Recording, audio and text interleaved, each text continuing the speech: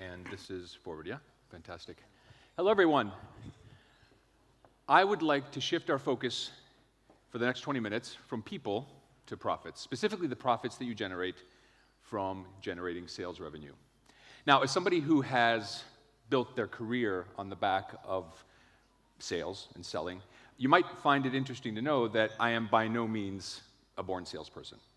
In fact, I'm quite the opposite. You see, I grew up in a very academic household. My parents were professors of history and literature, and so our dinner conversation was about current events and historical events and not about commercial interests or business. In fact, I do recall as a child often seeing somebody calling a house to sell something to my parents, and my mother picking up the phone and pretending that she was the maid and saying that, the Vardys had moved to Europe, so you should not call ever again. So their perception of sales was a little bit, distant. It wasn't necessarily something you would want to do. So imagine my parents' surprise when, after a brief stint as a journalist, I decided to move into a career in sales. And during that transition, I had the fortune of working for somebody who brought a completely different perspective on what it means to sell and what drives sales. And so on the back of that insight, I actually built my career going from more and more senior sales roles to ultimately becoming Senior Vice President of Global Sales for NBC Universal International, based out of London, overseeing several $100 million of revenue in 30 countries. Now, I don't know what your relationship to sales is. Maybe you don't find it particularly comfortable. Perhaps you find it a little degrading, like you're trying to convince somebody to buy something they don't really need. Or maybe you just fear it because you don't understand it. Whatever your perception of sales is, you might say to yourself, I'm a product person, right? I mean, sales is for somebody else. Whatever your perception is of sales, know one fundamental truth. And that is that nothing happens until somebody sells something. And Peter Drucker, who's kind of one of the legends of management theory, said this because he wanted to emphasize that the transaction between a buyer and a seller is what drives business. You might have an incredible technology. You might have an unbelievable product. But the fact is, unless you can get people to pay money for it on a recurring basis, it will never be more than a hobby.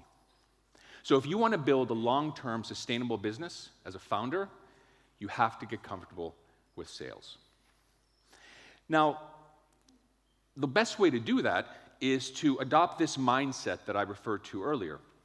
You see, when I started working for this senior sales leader, he brought a completely different perspective on the process. He said that sales is not about trying to convince somebody to buy something they don't need. Sales is actually about helping somebody solve a very important problem. And let's be honest, who doesn't want you to solve their problem for them? And so, armed with this insight, I started understanding that creating that sort of strong connection between your problem and solution is what really is going to drive sales forward. And if you, as a founder, want to continue to build your business in a meaningful way, you will have to adopt this mindset as well. This is the same mindset that eventually led me to the path of closing over $2 billion in sales deals over the course of my 30-year career as a senior executive, as an entrepreneur, and as an investor. That's why I call it the $2 billion mindset. What I'd like to do today is give you some insights, some tips that you can apply to your business so that you start getting better at sales and understanding the mechanics behind selling. First, I want to do a deep dive into this problem-solution connection, that critical driving force of any sales conversation. Then, I want to talk to you about the importance of clear communication, of articulating what you're solving and how you're solving it through a combination of three very important elements that, taken together, deliver a guaranteed result. And finally, I want to talk to you about the importance of creating a structured approach to selling, not doing ad hoc things when you feel like it, but actually doing it in a very systematic way. And my hope is that if you adapt and adopt these approaches, you might just go from fearing sales or hating sales or not understanding sales to actually loving sales because you become very good at it. A couple of months ago, I was running in the woods. I do these trail runs on the weekends, and I hurt my knee. And it was nothing particularly unusual, but after 3 days, I felt my knee still hurting, and I thought, I really need to get this checked out to see, what's going on there. And, I could have gone to a general practitioner, a doctor, right? Anybody who has a medical background. But I decided that I wanted to find somebody who really was an expert in the problem that I had. So I found an orthopedic doctor who did nothing but look and operate on knees 24 hours a day. I went to the doctor. He diagnosed my problem. He suggested a solution that helped me avoid surgery. I thanked him, I paid him, and we had a transaction. He solved my problem. That sort of problem-solution connection, that's actually something we do in our dives every single day. Think about when you say, I'm going to go on a holiday. Where should I go? Okay, well, how am I going to get there? Or where are we going to go to dinner tonight with my partner? Well, I want to go somewhere nice. Where should we go? Or where do I want to send my kids to school? Or what is it that I'm going to be planning for the future of my family? Those are all problems, and you're looking for solutions. And your ability to find a very specific solution to a very specific problem is what drives your life. It is no different in business. And your ability to identify what problem you solve, who you solve it for, and why you solve it better than anybody else is fundamental to the $2 billion mindset. One of the first things I learned in selling is that you need to pick one problem to solve. Don't try and solve a bunch of problems at the same time. Because if you do that, you will start spreading your messaging, your approach in so many different directions that no one single customer is going to feel like that problem speaks to them. And so a great example I often cite is Jeff Bezos, the founder of Amazon. Right? When Amazon started in 1995, Jeff Bezos didn't sell everything to everybody like he does today. He sold books to people who were looking for an easy way to access difficult books to find in bookstores. And he built that single problem-solution connection into the world's biggest e-commerce business. Think about what problem you want to solve and stick with it. Be the perfect solution to the single problem rather than one possible solution to many problems. It's likely that many types of customers will have that same problem. Just because everybody has that same problem doesn't mean you should sell to everybody. You see, Confucius has a great saying. He said, "The man who chases 2 rabbits catches neither." And this is true in sales as well. Focus in on the single type of customer who is most likely to feel the pain that you are about to solve. If you look at my business, I am a startup mentor. I help business-to-business tech founders who are struggling with sales to build predictable revenue into their business by helping them sell and market to enterprise customers.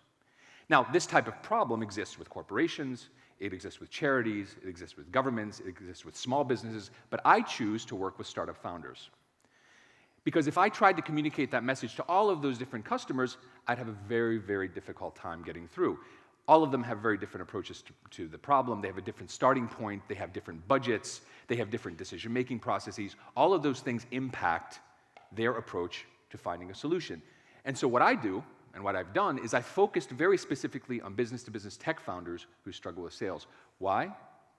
Because I know that that's a really critical, important function that you're missing within your organization, most likely, and that you really lack, in most cases, the necessary skills and experience to solve it yourself. I understand how you think.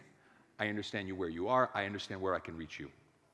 And so my focus is on that one particular type of customer, and that should be what you focus on as well. It's also important that you explain why your solution is better than any other potential solutions in the marketplace. Now, you might say to yourself, our technology is so amazing, we have no competitors. Well, the reality is, first of all, it's probably unlikely. And second, don't just consider like and similar software and technology solutions as your competitors, because you are also competing against other types of competition. I mean, if you think about it, people used to do math problems and do business plans with pen and paper before somebody invented the spreadsheet.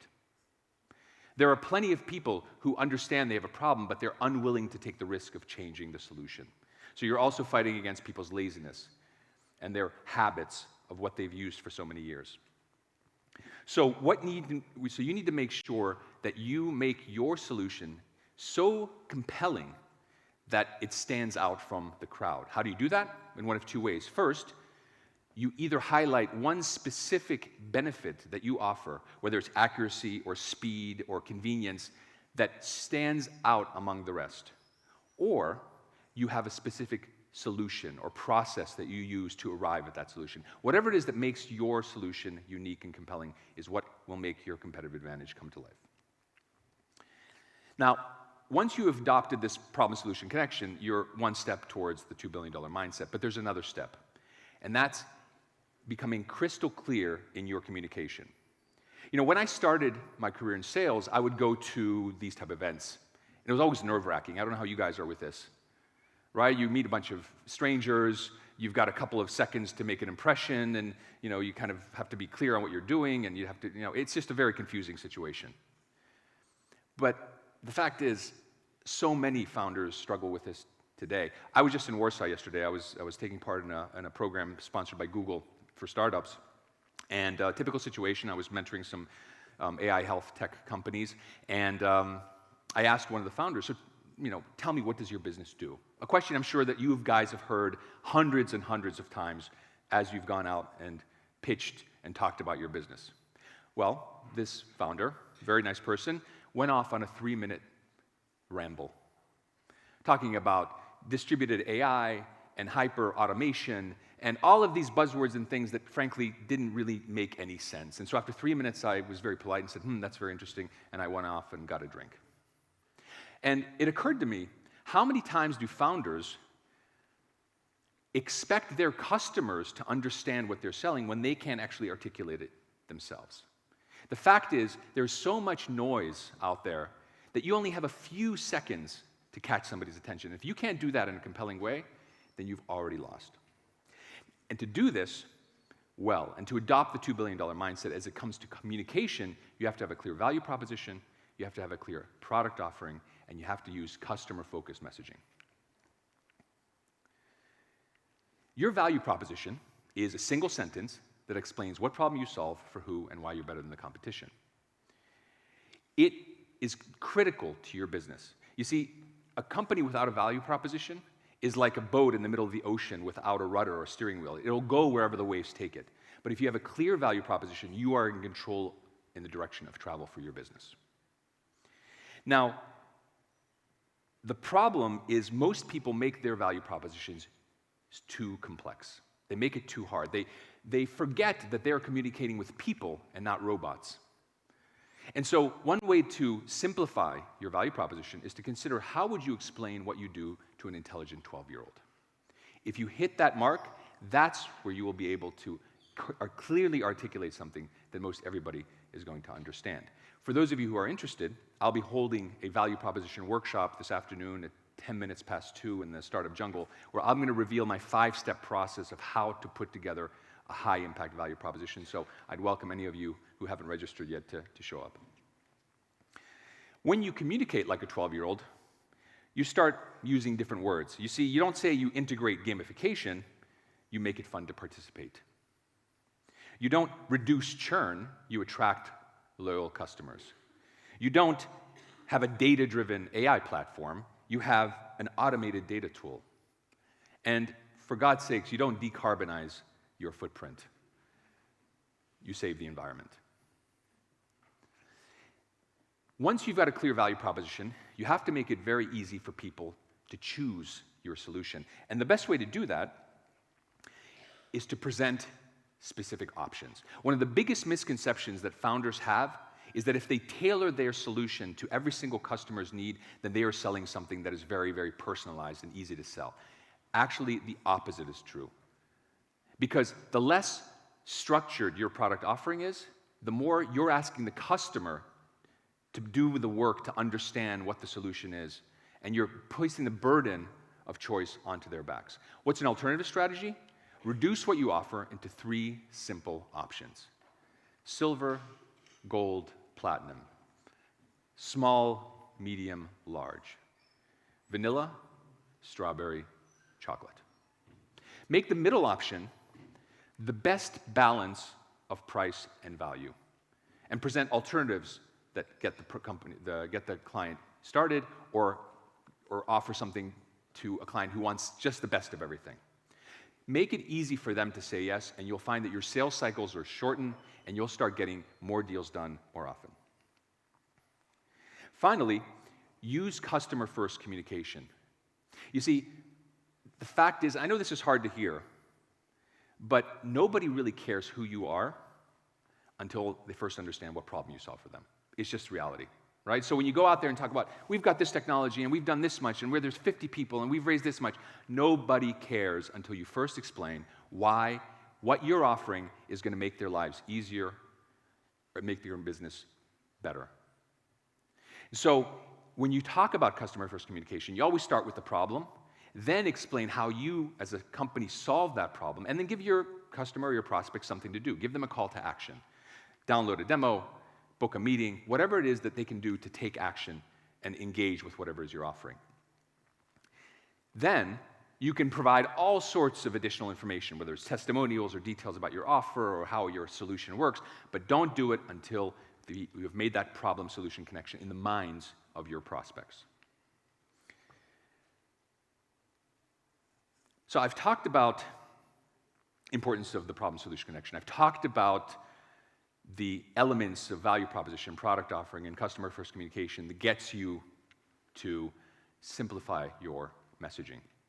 I now want to talk about how do you structure your sales process. Now, I remember every time I took on a new sales role, one of the biggest challenges was like trying to understand how things worked, right? You got a sense of the company, you got a sense of the product, but you also had to kind of figure out how things fit together.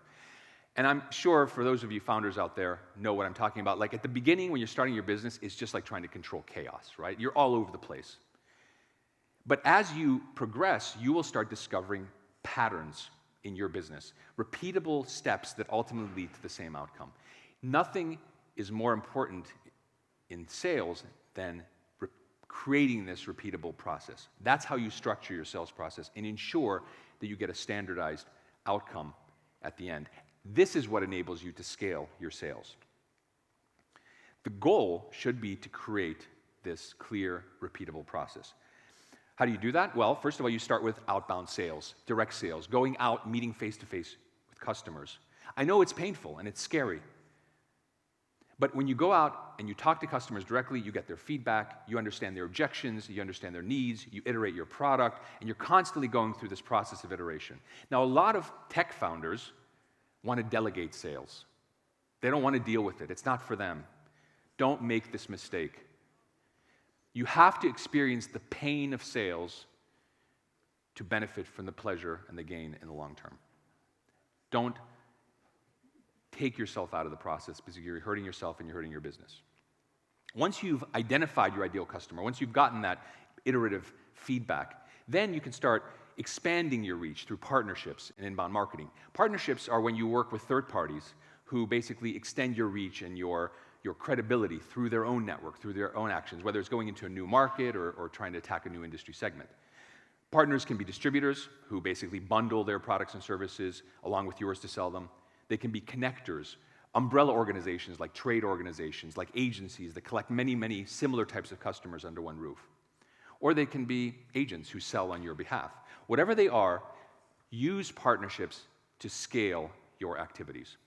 And then use inbound marketing, whether it's digital advertising, content marketing, events, PR, things like what we're doing here today, to fill the top of your funnel, to get people excited about what your offer is, and to take them through that process where they go from knowing you to liking you to trusting you, and ultimately becoming your customer.